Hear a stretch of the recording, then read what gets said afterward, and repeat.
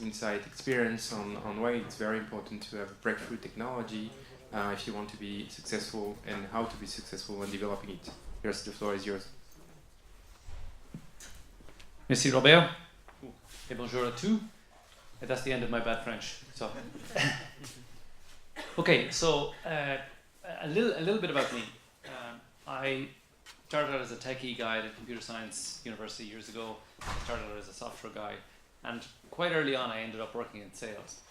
And I remember my first sales job, I got really excited. I thought, you know, I had a certain territory, and I had some ideas about how I was going to be successful in that territory, and I launched various different initiatives and campaigns. And I remember being disappointed so many times, you know, at different stages in the past 25 years or so that I was in commercial roles. You really don't know what's going to be successful and what isn't going to be successful. And so I'm going to talk to you tonight about how you can prove, you know, I'm going to try and give you a robust methodology to go from a situation where you think you have an idea to a situation where you've proven to yourself that you have a good idea, and then ultimately so that you can prove to people who want to give you money that that's what you have is a good idea. So I'm going to take you through these headings, and let's see how this goes. So this is, by the way, I'd like to thank Robert for inviting me. And you are all guinea pigs. This is my own little experiment. I've been meaning to write this talk for quite some time, so this is my first time giving the talk. So my apologies if I'm a little bit uncertain about parts of it, so bear with me. But my big idea was this. I said, okay, it's a scientific audience, maybe I express everything as a formula. And I'm sure you're all better at mathematical notation than I am, so this is really crude. So, but I'm going to come back to this kind of idea a bunch of times tonight. So the next few slides I'm going to talk about this sort of left-hand side of this, about the idea of, you know, how big a gain, like what is your breakthrough, how big is your breakthrough? So that's sort of this side. The size of opportunity is kind of obvious. It's, you know, we're you know, how good is the opportunity? How attractive is your venture overall? Obviously the size of opportunity is really key. And then this part, and I'll come back to this part at the end, and this is really key. So if you are trying to raise money for your venture, and I guess I should say the attractiveness to investors, if you're trying to raise money for your venture and you have zero sight of commercial revenue, you have no potential customers willing to give you any money, then I think you can work out that your venture is zeroly attractive.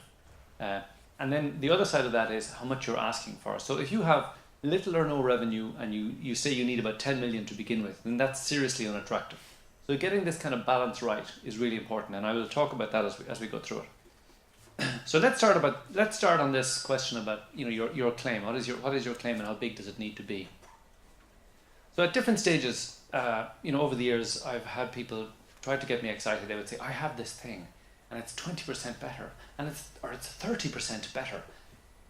And you know, if you're Toyota, for example, and you are selling a car, and your fuel efficiency is 30% better than the competing cars, like Toyota versus Ford, for example, then that is good. Like, that is impressive and it's amazing. In a mature market, to have such a big difference, such a big advantage is very significant. But for a startup, it's not, and it's primarily because of this idea that I go through here.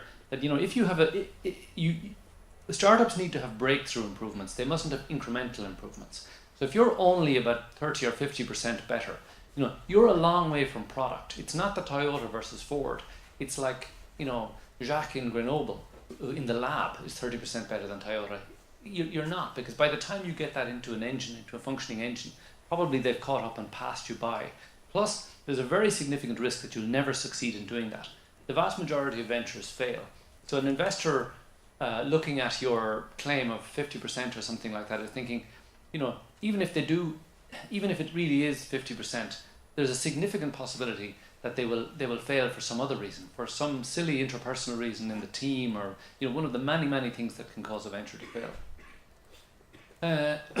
And in my last venture, actually, this was something that caught us out. In my last venture, we were in flash memory. It was a semiconductor play, and our initial claim was actually to be 10 times better.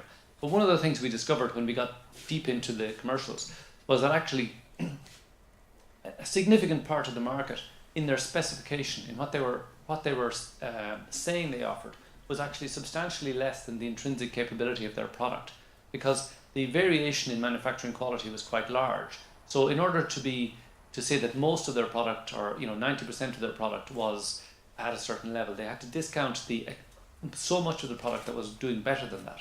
So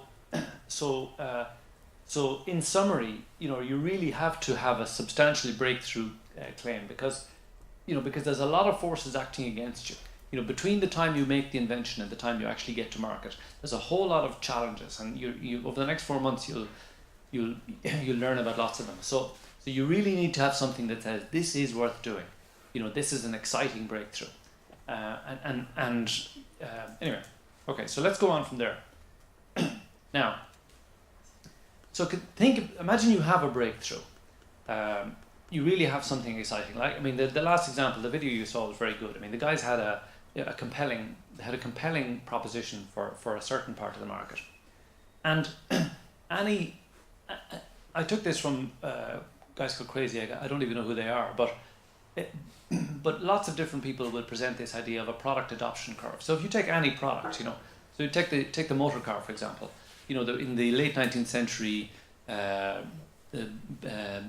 Daimler, or one of these guys, came out. He invented the internal combustion engine. There was a tiny amount of cars, and then there was an early adopters, or it was a sort of an early majority when Henry Ford did the Model T Ford, and cars went into mass production. And then ultimately we have this huge car industry we're familiar with today. So every major product or product group has this kind of a process, and then eventually it goes out of date and it dwindles. But and this is the key thing for you all. If you have a breakthrough and you are saying, and you believe, you do your research and you say, okay, like the other guys did, so there's whatever number of tens of millions of babies born in the United States every year, and all that, this certain portion of parents. If you're claiming that there is a market of a certain size, like tens of millions or hundreds of thousands or even 1,000, that is going to exist when this product is mature. If that is true, then there must be some who need the product urgently. And the analogy that's used for this is there are some people, and you have to use your imagination here for a moment. Imagine your hair is on fire, and and what you have is a brick. So your lab-based prototype is just a brick. But there are people out there whose hair is on fire, and if you go to them with a brick, they say, "Oh, thank God!" Even though the product is quite inadequate, they urgently need it, and they will take an inadequate product. They will say, "Oh, that's fantastic! I see you've got the brick. I'll use it for now, but for God's sake, I'll give you money to help develop this thing into a real product." If there is ultimately going to be a big market for it, there is a subset of the market that has an urgent need now, and conversely, if you can't find some of those guys, then you can't claim the big thing exists. Okay, so why do I tell you that? And the reason I tell you that is because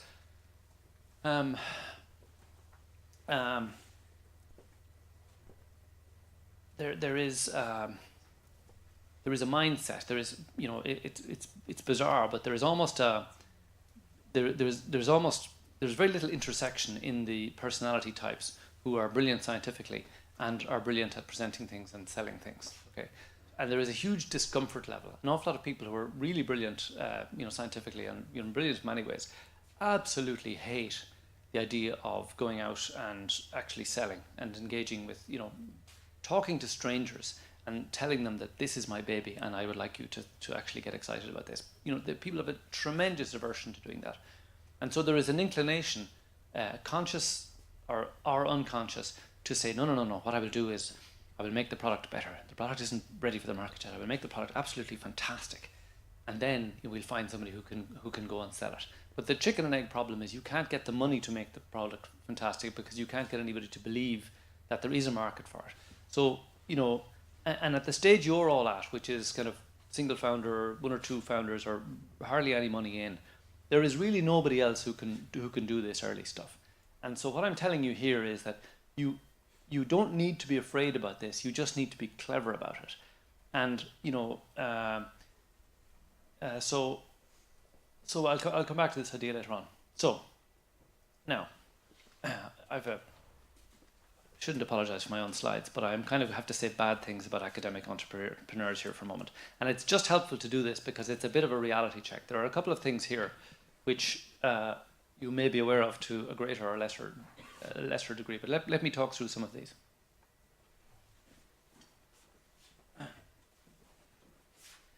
So the commercial world is very different, and the really big thing is about this kind of empirical market testing. There is no theoretical way to determine that there is a market for something. You know, you can do desk research and say yes, there are staying with the same example. You know, there are 50 million babies born every year in the United States. You know, 25% of them have respiratory problems. Therefore, there's 12.5 million families or parents, whatever, who have this concern every year. That's true, right? But will they buy from you? Or is there, you know, that doesn't tell you they're actually going to buy from you, or that they're going to behave in the way that you expect. And, you know, it's really easy. The commercial world, to be honest with you, is a disappointment when you go into it. You know, it is very challenging, and things don't quite work out as expected. And there's also, and I've seen this a bunch of times, and I've done 3 university spin-outs with varying degrees of success. There is a strange thing as well. If somebody has been a long time in academia and is perhaps quite senior, and perhaps has raised a large amount of research funding, and maybe is a tenured position, maybe they're a head of department, sometimes when you go into the academic world, not only do you find that standing is not respected, but actually it is negatively respected, because they say, oh God, this person, they've never had a real job. You know, they're used to people bowing and scraping to them all day, you know, but they're not going to get that here. Oh my God, who is this guy? You know, so it's actually a shock, a sort of a social kind of shock when they find that. There's also, and these 2 points, and let me. I'm sure this will come up in your course, but these last 2 points are really, really tricky, and I've seen this a whole bunch of times. And the issue is that I think on a previous slide I said 90% of ventures fail, and that's true. For university research that is industry applicable, most of it is never commercialized. Lots of things, you know, go to the invention disclosure stage, or they might even get patented, but most of them are not commercialized. So you could say that the net present value of most university research is 0. And the thing that makes it valuable is people who are willing to leave the university and say, okay, so I was part of that team. Maybe I wasn't even the leader, but I was part of that team. I know enough about this technology that I can be the chief scientific officer or the chief technology officer of this new venture. And that is essential. You know, for a breakthrough technology, normally you need a visionary person. You can't hand it over. You can't just hire somebody in the space. Normally you need one of the people to come out.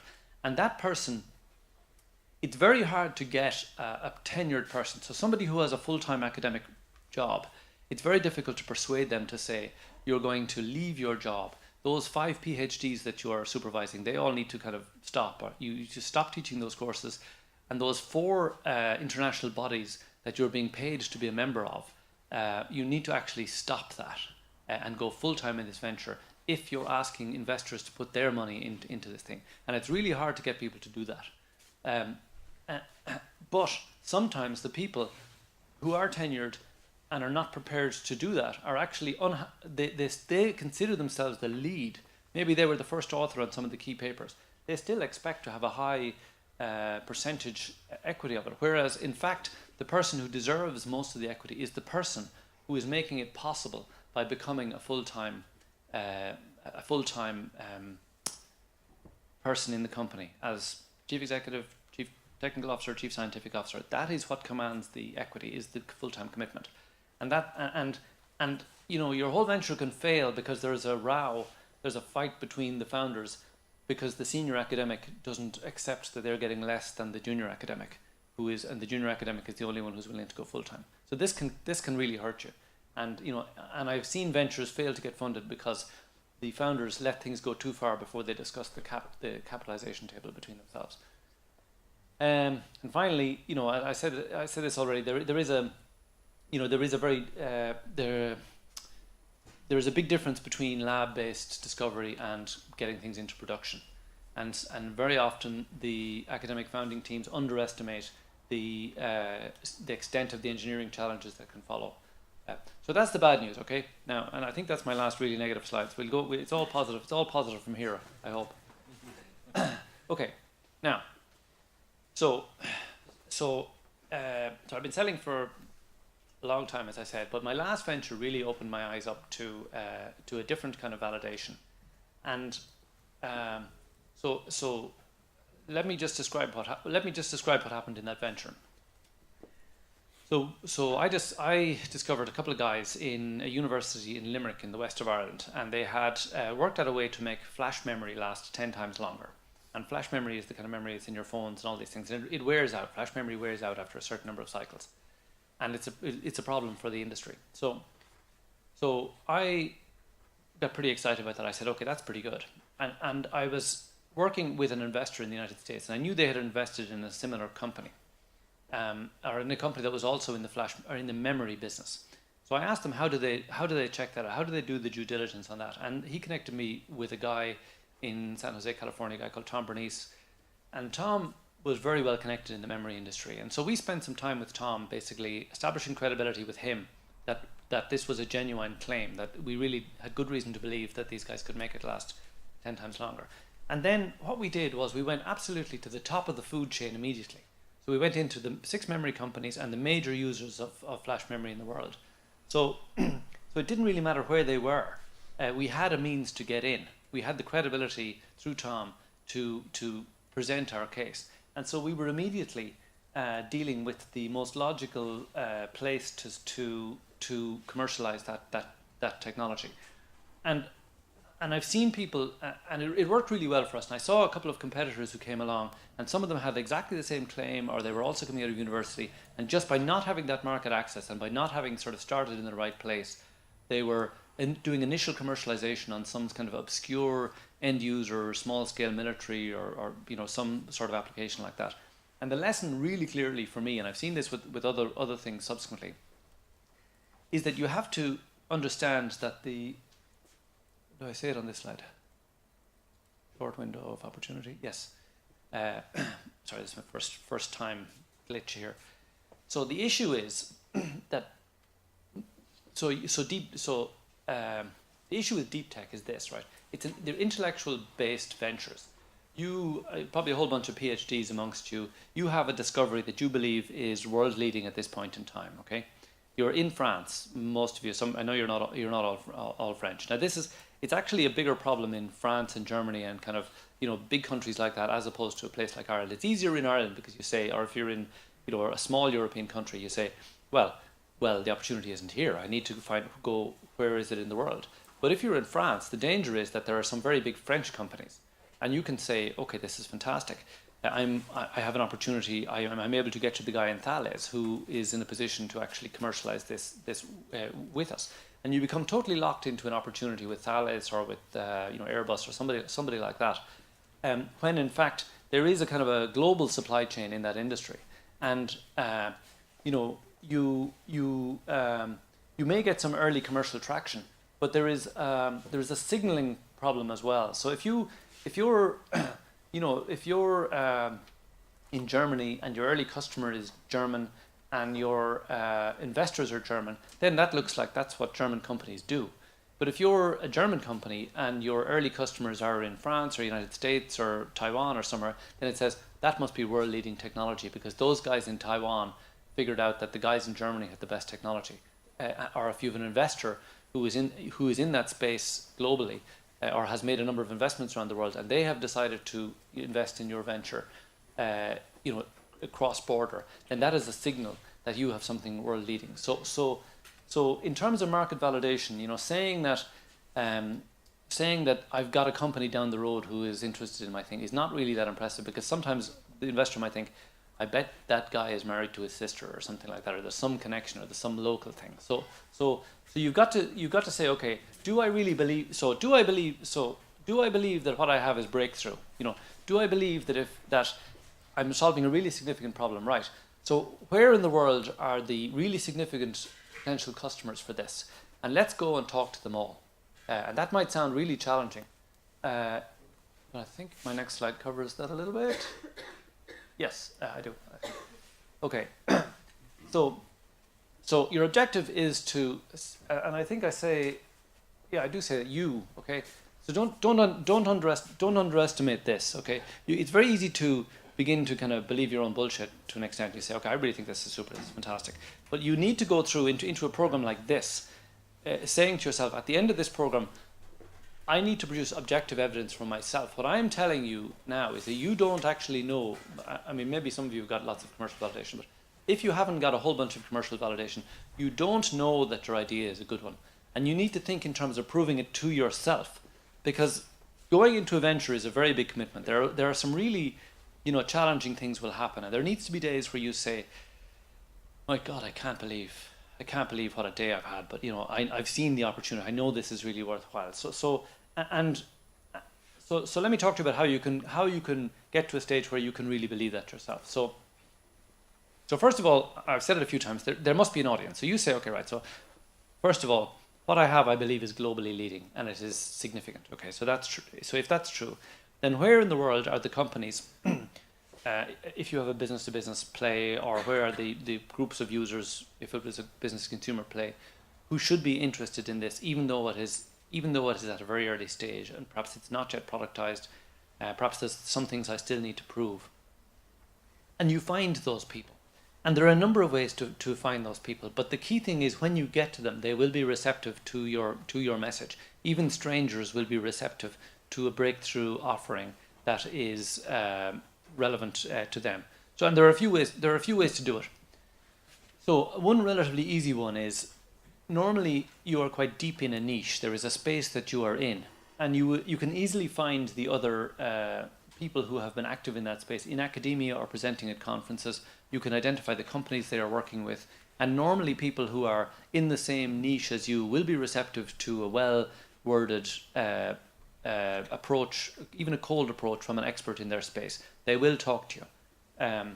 And so that's one approach. The other thing you can do that is not done often enough, and it is a great trick, is to identify people who have previously founded ventures in that space or have invested in that space. And they will take an approach from you cold as well.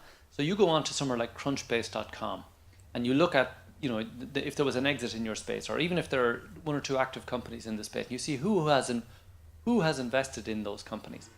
And there are people who invested, and they had to do a lot of work to figure out what do those companies do, to begin to understand the space. And they've made one investment. And then they get an approach from somebody else who says, I am starting a venture in that space. And those guys think, fantastic. I did all this work to investigate that. Now I have a possibility to make another investment, and I can use the same connections. So people who have invested in the space before will often be quite receptive and can be very useful for you in making introductions to help you qualify it. And the best people of all, though, are the ex-founders of similar ventures, because they will empathize with you. They can be great advisors, they can be angel investors, and they can make introductions. So really, even as you sit there and you say, this guy is talking to me about getting early revenue, how the hell am I going to do that? I don't know anybody in this space. You're in the space, you're deep in the space, and because you're deep in the space, and because you believe you have a breakthrough, you need to articulate what is the breakthrough that will get people's attention. In numerical or scientific terms. Start with your scientific guys if you like. Say, look, I've achieved this in the lab and I believe it's pretty breakthrough, and I'm like trying to do a commercial qualification now.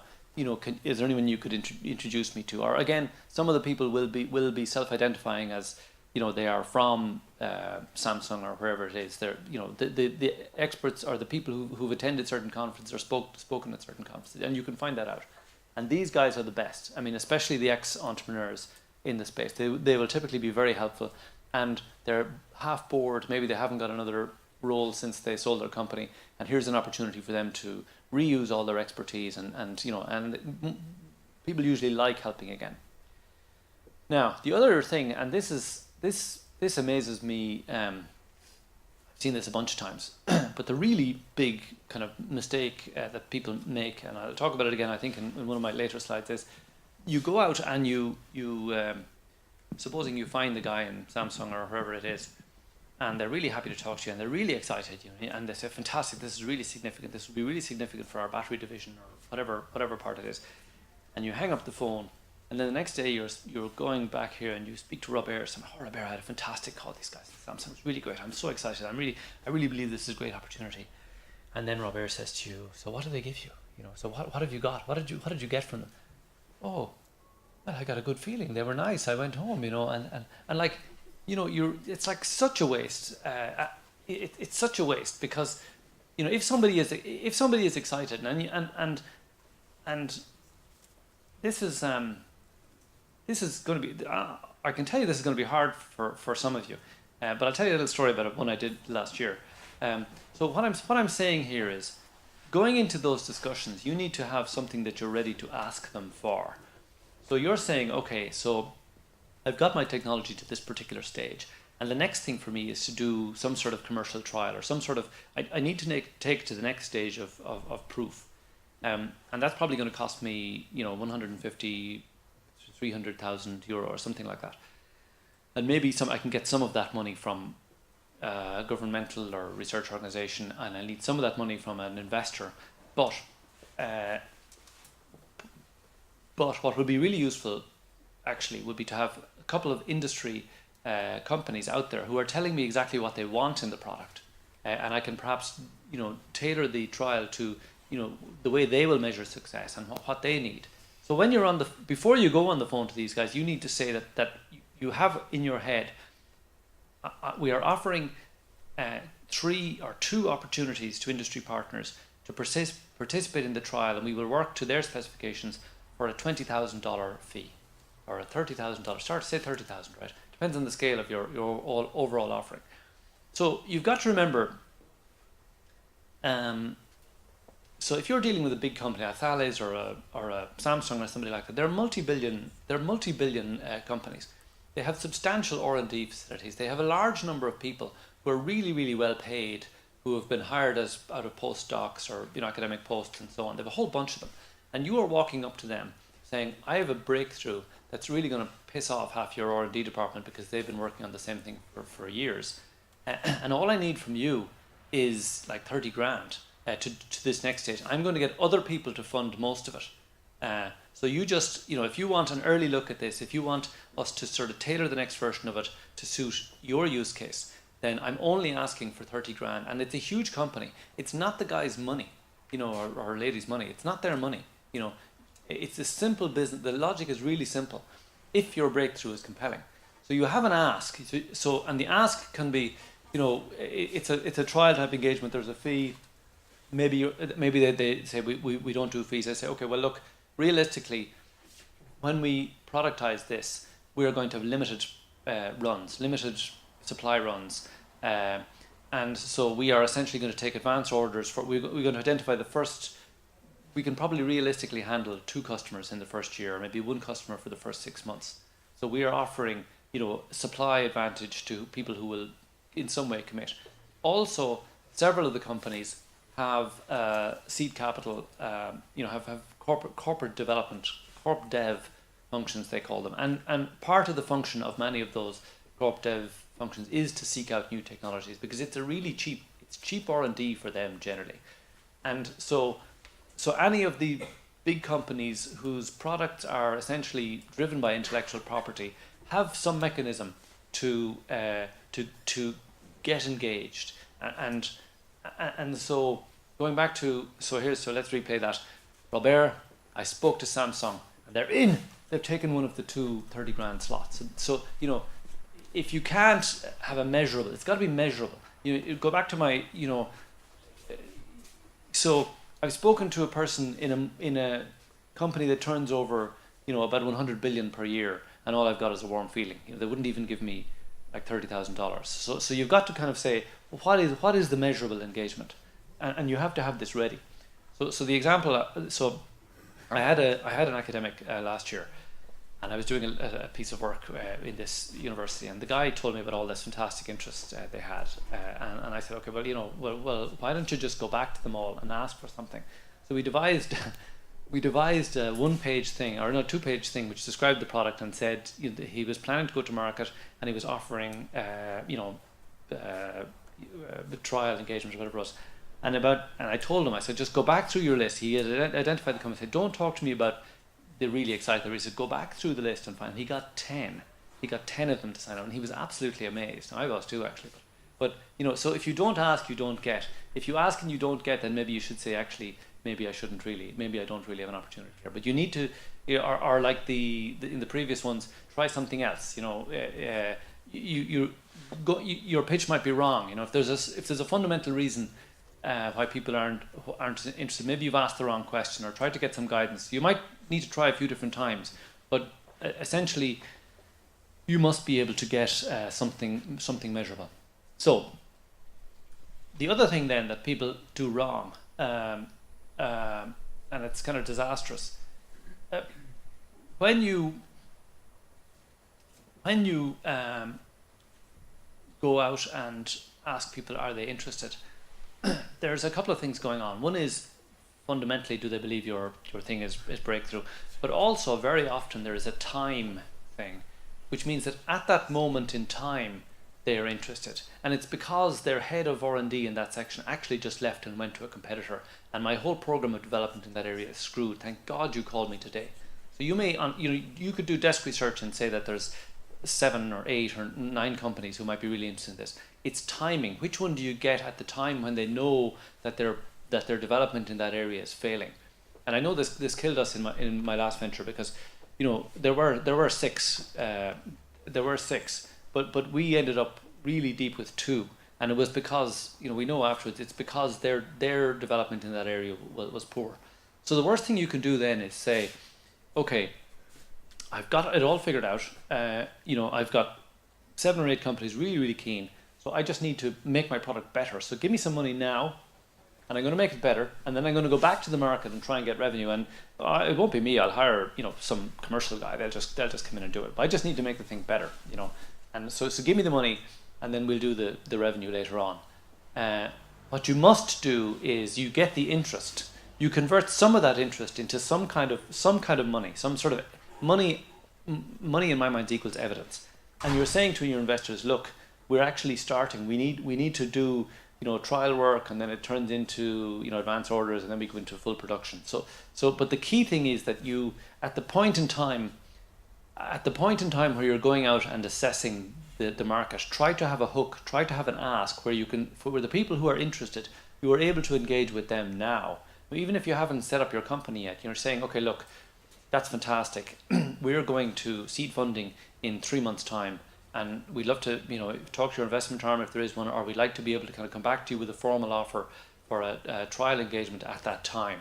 So don't, I've seen business plans, a bunch of times I've seen business plans where at a point in time, they go out, or worse still, they get some outside consultant to go out and ask all these people, and they're showing me a business plan where basically 18 months ago, some bunch of people said they were interested, and that that's such a wasted effort, because it's really hard. You'll see this. It's really hard to actually get those conversations set up, and you do all the conference call arranging. You're sending the slides in advance, and you're going through the technical detail. If the guys are interested, you need to be able to sort of say, great, stay interested. I've got a process now into which I can engage you. You mustn't have a sort of a gap in time for that. And then from a funder point of view, there's nothing more appealing than and by the way, I'm quite new to the venture capital world. I've been angel invested before, but I've just set up a brand new fund. I've kind of gone from entrepreneur to investor. So this is all fresh, and I'm a naive investor possibly. So you can bottle or hopefully benefit from my enthusiasm today. I might be jaundiced in a year's time, but anyway. But from an investor point of view, what's attractive is to have a situation where it's essentially, it's not somebody saying, I need all the money, I have no proof at all, or I've hardly any proof. It's a case of, look, we just need this amount, and then we can get into proper revenue. We can this kind of a picture where the investment funding requirements are clearly going down as the revenue going up credibly. So anyway, it's really simple. If you can't find people to talk to who are going to get enthused about your breakthrough, then you cannot claim that the market exists. And that's the central thesis of my fund. We invest in a situation where we and the entrepreneur, or we can help the entrepreneur to find people and make that process work. And we're essentially extrapolating from the feedback here. And that's the way we do it. So, enfin, I think you say in this part of the world. So identify the commercial opportunity, but identify the commercial opportunity with the relevant organizations. If you have a world-leading tech, find the world-leading organizations. Now there is a caveat there. Sometimes the world-leading organizations can look at you and say, this person, there's only 3 of them, they're still in academia, they've never really started a company. I can offer them €1 million and they'll all be happy, and that's the end of that venture, because that's quite a nice little windfall for each of them. Or even after you've been doing it for 2 years, they still think they can buy you out for small money. So validation from the big companies is really good, but it is quite helpful to have an independent path to market yourself, to have some way where you can actually, commercialize the thing yourselves. But that's a detail. Okay, so identify the commercial opportunity and get hard evidence, get measurable financial evidence from the people who are telling you there's an opportunity, and go to investors seeking the balance of funds. Talk about the commercial opportunity. Talk more about, we have people waiting to buy this. We have people waiting to buy this. I just need another 200k to allow me to get to full product, or 300k, whatever it is. But I have the customers lined up, and that's the kind of language. You stand up in front of the mirror at home and say, it's not about the technology, it's about getting to market. So that's honestly, you'll train yourself in that, and then 3 sentences into the discussion with investors, you're back talking about how what I actually need to do is I need to build a giant fridge that can go to minus 150 degrees Kelvin. That's really what I want the money for, but it's not. So it's just, it's a subtle presentation thing. And then finally, so this idea that the investor funds are just going to enable this commercial opportunity is the kind of language. So that's my message. It's very. I usually put cartoons and pictures in my slides, but these are sort of incredibly severe. So that's it. So questions.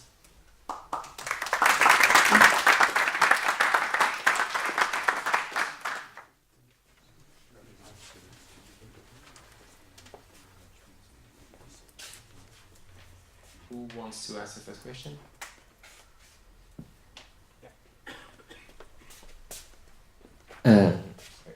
You said we should talk to investors who would invest in other companies like us, or to entrepreneurs who have done the same field, company in the same field.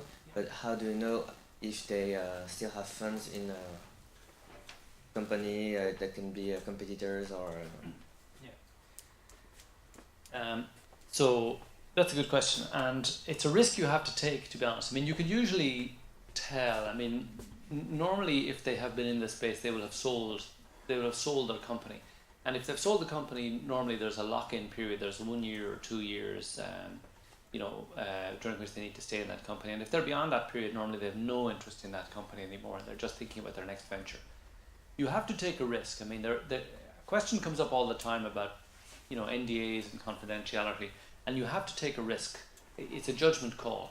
If you don't speak to anybody about it because you're paranoid about intellectual property, then you'll never sell your product. So, so some of the information is public. You can see, have they sold their company, are they out? And normally, in my experience, once guys have sold their company, mentally they're thinking about their next thing already. They have no loyalty to the acquirer normally. They just want to get out as quickly as possible. So if they've actually sold the company, normally you're perfectly safe.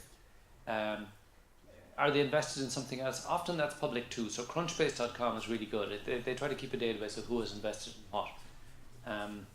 So you have to use your own judgment. And you can also, you can have levels of disclosure. You can have a few different levels of what you tell.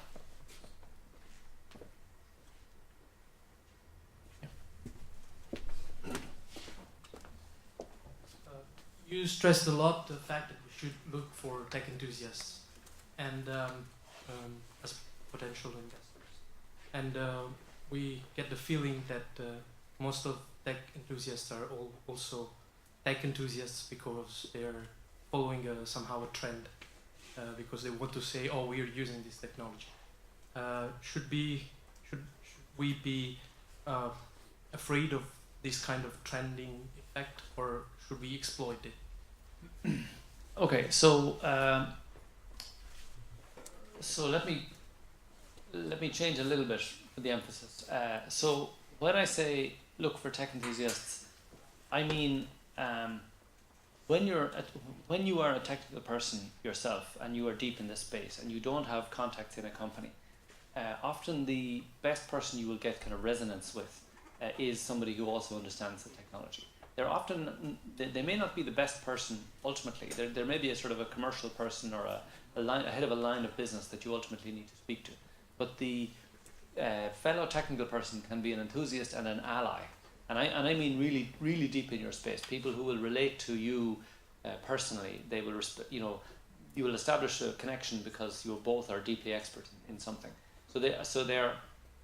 I'm really just suggesting them as your starting point in the company. What was the second part of your question? We see a lot of. Oh, the trending thing. Yeah. Okay. So trends are disastrous. And like when I hear investors saying, "I'm doing AI," or "God help us," what's the other? Blockchain. Yeah. Like it's my God, it's such BS or French for bullshit. Anyway,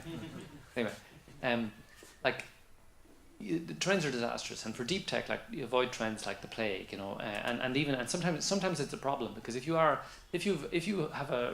really have a machine learning piece of intellectual property that's significant, the problem is every other tech company is claiming to have some machine learning thing, and it's really hard to separate the real from the bullshit. Now you can take advantage of it too because there are a lot of dumb investors who go by theme, and it's like autonomous vehicles, drones. There's a bunch of really fashionable themes at the moment. So, I mean, I don't know if your intellectual property is genuinely deep in something, but that happens to be a buzzy theme, then it's to your advantage, I think.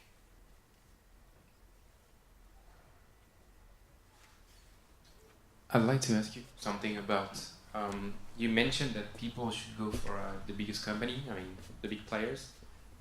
Yet the major problem with them is they are very, very slow also, and sometimes their time scale is not compatible with the one of the startup. So, what are your advices on the best way to make sure that they go faster, and what are the tips that you can share about that, if it's possible? Yeah. So I alluded to this a little bit in the point I was trying to make just before I finished, and so you're right. There are two problems with the really big companies.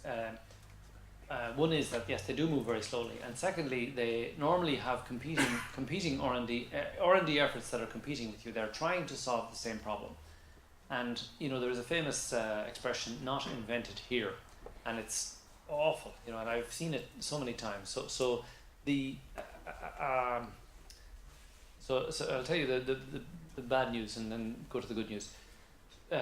So what can happen is you can find somebody in the company that is interested, but you say, I have this amazing breakthrough in materials. It's 10 times lighter than and as strong as the comparable material. And then the guys say, that's fantastic, we'd like you to come in and talk. And you have a series of discussions, and then maybe you do a non-disclosure agreement and you disclose a little bit more. And there is a team in that company that is trying to do the same thing, and they're all sitting in on those same calls, and they're desperately trying to catch up with you. At the same time, there should be a commercial person who is saying, listen, you've been telling me you're able to do this for years. These guys say they have to. We need to do some kind of a trial so that I can tell all of you guys to fuck off because these guys have it, right? And it needs to be stark like that. It needs to be like if they're almost there, you won't get in there. But if the commercial people know, they say, it's often driven by the commercial people. So the commercial people are saying, look, if I could get a product that incorporated the capability that these guys said they had, then that's fantastic, right? So I want you fellas to give me a reasonably quick process to say, is this good or isn't it? Now, and you end up in a situation, unfortunately, and I've been in this situation, where the people who are assessing your product are also your competitors, and they're also at the same time trying to copy what you've got. So it's kind of dangerous. It goes back to your point about, what can you safely talk about. You have to kind of play the game. Now, at the same time, okay, so why is it worth doing it at all, right? So there's a couple of reasons why it's worth doing it all. One is that in deep tech, so you have if you're lucky, you will find an investor who is really knowledgeable about your space, and who can independently, by themselves assess what you're saying and say that this is actually, yes, I read your papers and so on, and I really, I accept the proof of this. I'm willing to invest. That's rarely the case. So you need to find somebody who can validate it, and very often the only people who have the staff who can validate some deep tech thing is a really big company with a substantial R&D department who have hired, some of your former academic colleagues or people who come from the same training, and they're the only people who can write that 20 grand check for the trial and thereby give investors the confidence to invest in you. So they're a way to validate. The other thing that they can do is they're the ones most likely to pay a good price to acquire your company ultimately. Now, this is the complicated bit. The problem is, and I started saying this a minute ago, the problem is that if you're in a space like we were, for example, the last one with flash memory, there were only six makers, and there were about 4 or 5 other sort of top level companies that did make acquisitions in the space. If you don't have an independent route to market, so if you're too reliant on go to market via the big companies, then they can just slow you down and never do a deal with you, or they can get to a position where they realize that you're only really talking to them. They will know how many people you have. They will figure out based on your level of activity that almost all of your effort has gone into the trial with them. And at the end of the trial, if it's successful, they will say, well, you know what, we can make a small offer for this company, and we're pretty sure they've got no other options.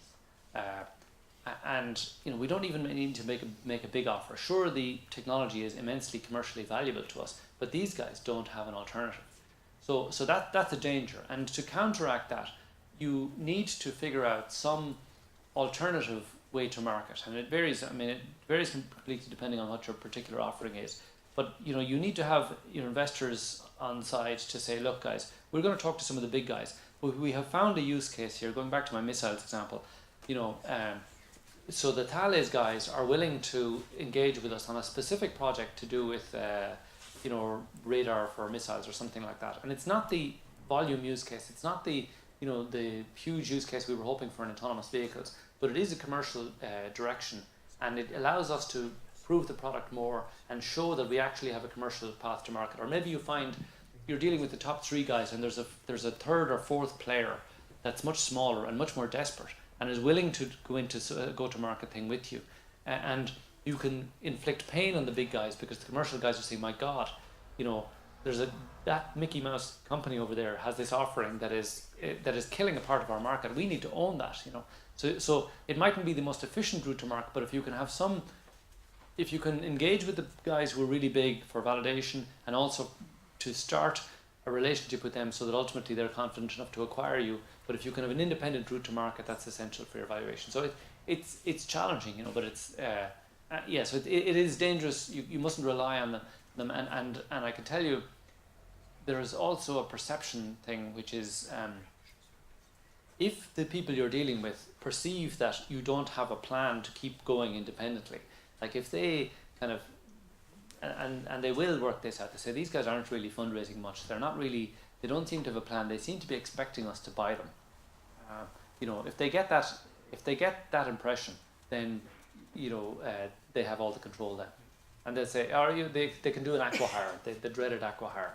They can say at the end of the trial, it's really good guys, but we can see that you're never going to be able to raise enough money to do this. I'll tell you what, we'd like you all you three to relocate to Seattle.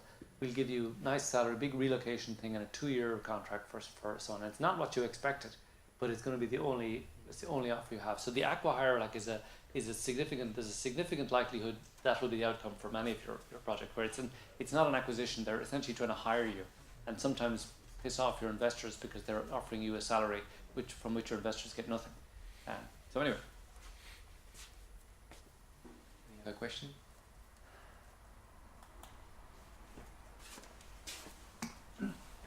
So, usually in the academic world, we have collaboration inside consortiums, and then people will come to you asking for your expertise because they don't want to develop the same things that you are already doing, and you are doing it well.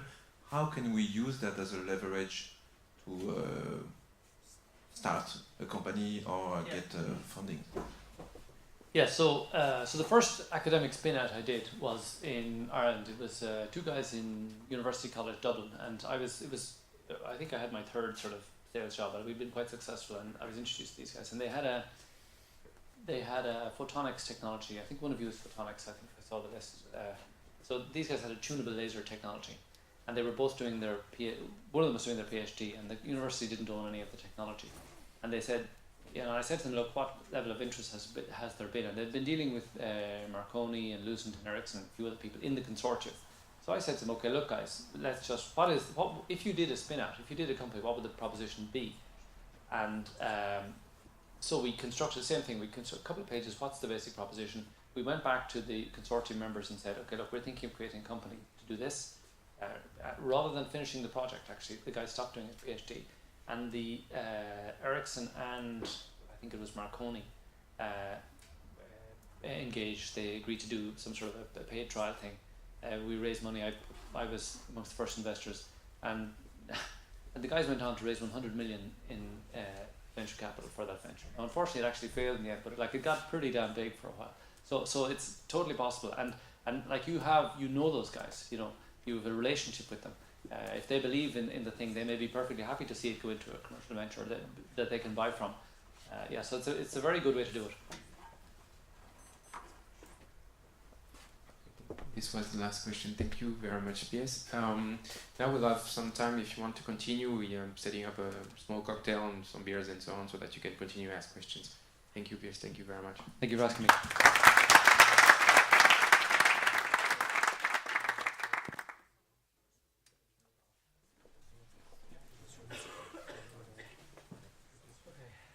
So